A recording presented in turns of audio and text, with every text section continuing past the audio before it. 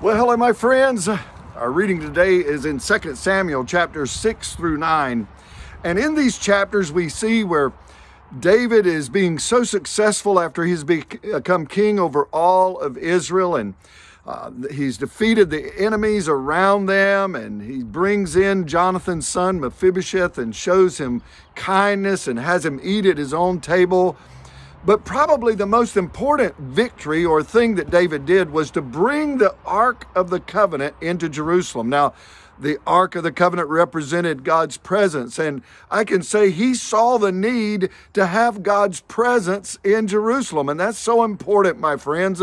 But the first time he tried to bring it in, he did not transport it according to the way God required for it to be transported. And the oxen tripped and the ark almost fell, and Uzzah reached out and touched the ark, and God killed him for it. And David, he was pretty upset, and he didn't know how in the world he's going to get the ark into Jerusalem. But the next time he did it according to the laws of God, and when it came into Jerusalem, there was shouting, there was rejoicing, and David took off his royal robes and put on the common people, the robes and the clothing of the common people. He was just one of them, just shouting and rejoicing because God's presence was coming into Jerusalem. But there was one problem. His wife, Michal, which is Saul's daughter, she looked at him and she despised what he was doing, and she criticized how he was worshiping.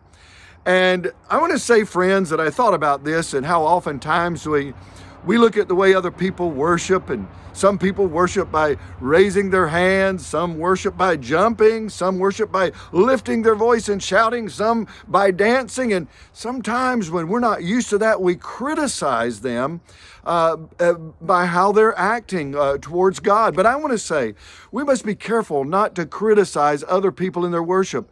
The key is, are they communicating with God? Are they being blessed? And that's what it's all about. And Michal, she criticized David for his dancing and his shouting, and the whole city was rejoicing over the presence of God being there except her. And so, friends, we find as we read on through the scripture that she was barren the rest of her life. God punished her because of her attitude and her criticism, the way David and the rest of the city was reacting to him. And so I encourage you, let's not fall into the sin of Michal and criticize others by how they worship. Let's allow them to worship the way they want to worship and they feel, and you can worship the way you want to. Well, God bless you. Have a wonderful day. We'll see you again tomorrow. Bye-bye.